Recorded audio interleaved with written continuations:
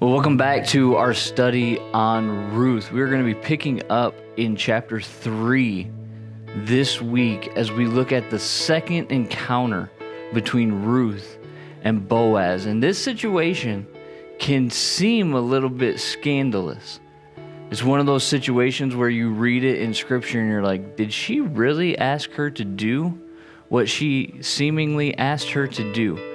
And in this plan and in this situation that Naomi is going to lay out for Ruth, there's a lot of risk versus reward. And when I think about risk versus reward, I can't help but think about the beautiful game of golf, which just deals consistently in risk versus reward. And as we're recording this, it's actually Masters Week, which is one of the best golf tournaments of the entire calendar year. And that golf course, Augusta National, where they play the Masters, is a perfect example of risk versus reward. If you are risky enough to take on certain shots, you can be rewarded. But if you don't execute well, you can be left in the water or in a creek. And the same kind of applies to the situation here in Ruth chapter 3, because what Naomi is going to propose to Ruth is very risky, but it comes with the potential for great reward. If you remember back to chapter 2, Ruth has come out of the fields and she's met Boaz, this close relative to the family of Elimelech and Naomi, and he treats her well.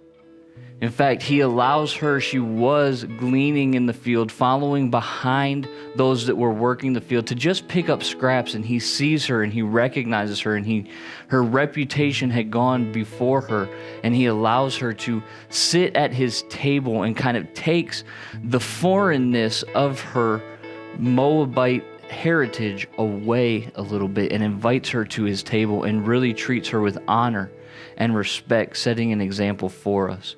Well, she returns to Naomi after that with a bundle of food, meeting that need that they had for food and family, and we're going to get to the family part. But we're picking up in chapter 3, verses 1 through 13 today, and we're going to look at this idea of risk versus reward and how it fits into that beautiful mosaic that God is creating through his sovereignty. So let's go ahead and read chapter 3, verses 1 through 13. It says, Then Naomi, her mother-in-law, said to her, My daughter, should I not seek rest for you, that it may be well with you? Is not Boaz our relative, with whose young women you were? See, he is winnowing barley tonight at the threshing floor. Therefore, wash yourself and anoint yourself, and put on your cloak and go down to the threshing floor. Do not make yourself known to the man until he has finished eating and drinking. But when he lies down, observe the place where he lies, then go and uncover his feet and lie down, and he will tell you what to do. And she replied, All that you say, I will do. So she went down to the threshing floor and did just as her mother-in-law had commanded her. And when Boaz had eaten and drunk, and his heart was merry, he went to lie down and at the end of the heap of grain. Then she came softly and uncovered his feet and lay down. At midnight the man was startled and turned over, and behold, a woman lay at his feet. He said, Who are you? And she answered, I am Ruth, your servant. Spread your wings over your servant, for you are a redeemer. And he said, May you be blessed by the Lord, my daughter. You have made this last kindness greater than the first, in that you have not gone after young men, whether rich or poor. And now, my daughter, do not fear. I will do for you all that you ask. For all my fellow townsmen know that you are a worthy woman. And now it is true that I am a redeemer. Yet there is a redeemer nearer than I. Remain tonight, and in the morning, if he will redeem you, good, let him do it. But if he is not willing to redeem you, then as the Lord lives, I will redeem you. Lie down until the morning. In verses 1 through 5, we see this plan that Naomi has laid out for Ruth, and it's somewhat of a scandalous plan because she tells Ruth, you need to go to the threshing floor tonight And you need to wait until Boaz has eaten and has drank enough. And you need to lie down at his feet. And essentially what she's telling her to do is you need to propose that he marries you to fulfill our need of family.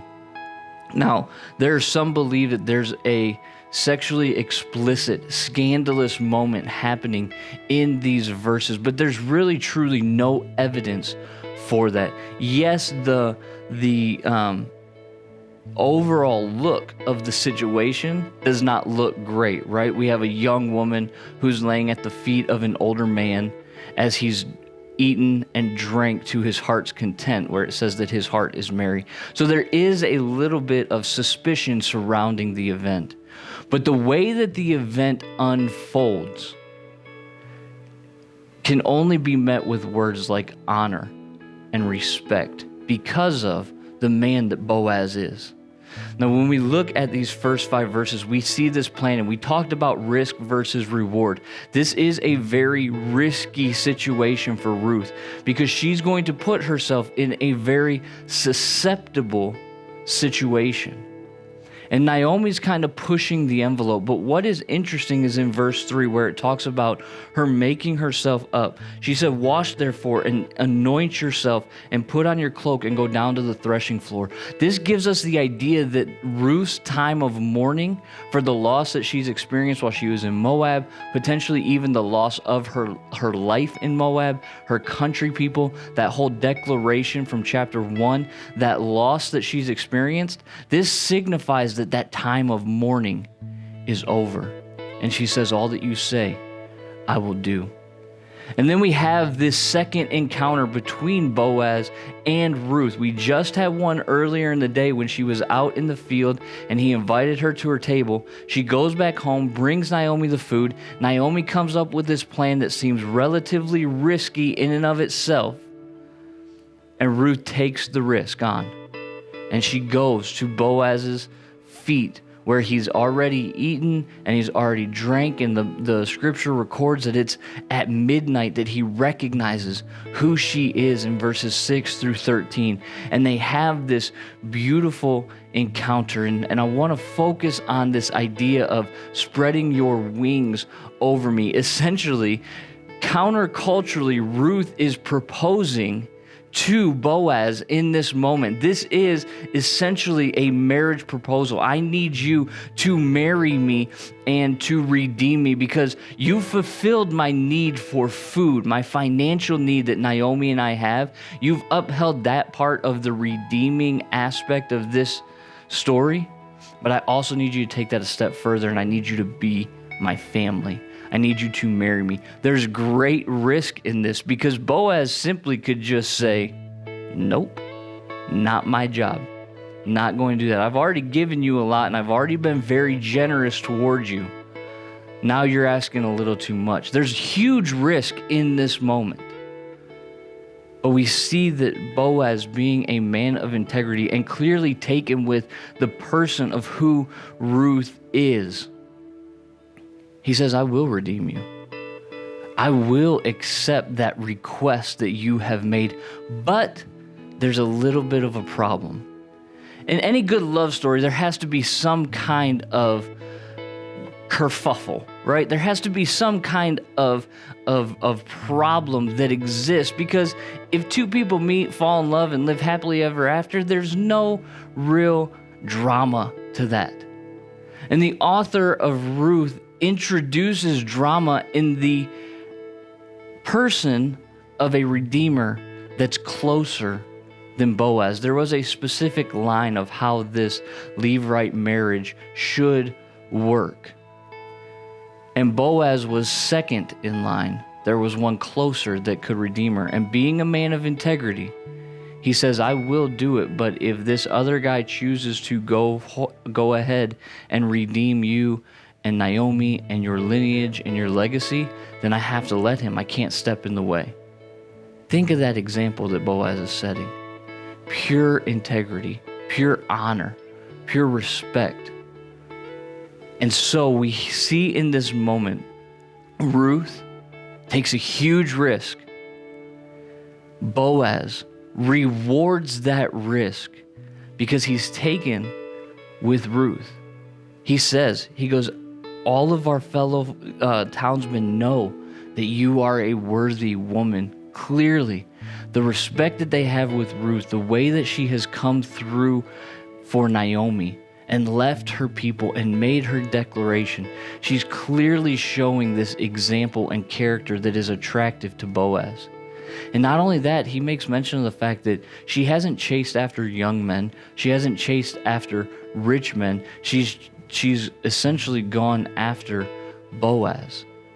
And what's interesting to me as we think about this mosaic and we think about the sovereignty of God, in chapter 2, it talks about how it just so happened that Ruth found herself in Boaz's field. Now, we know from a theological standpoint that was orchestrated in the sovereignty of God, but yet the author kind of puts this in human terms. And this chance encounter of her just happening to be in the field has led to this moment at the threshing floor where she almost begs, "Marry me, Boaz, marry me." And she takes a huge risk. And Boaz comes through with the reward and says, "I will, but I have to make sure that the person in front of me in line doesn't want to redeem you first." And there's a lot that we'll get into next week as far as that redemption goes. But what is clearly seen here is the kindness that God shows towards his people. There was a famine in Bethlehem that kicked off this entire story, and now that famine has been lifted, and now it has set the scene for Ruth to become a part of this mosaic in God's sovereignty and show a picture of God's kindness and favor towards his people. And what is interesting and what is great is the protection that Boaz has for Ruth. As you see at the end of the verse, he says, "I will redeem you. Lie here until morning." He doesn't want to send her out at night. He wants to respect her, and there's no indication that anything suspicious went on, but he protected her. He knows that she's a woman of worthy character. He protects her. He protects her integrity. He protects her purity. He protects her sanctity, and he has her lay there until morning. And then he's going to send her back to Naomi with the good news. And that is where we'll pick up next week.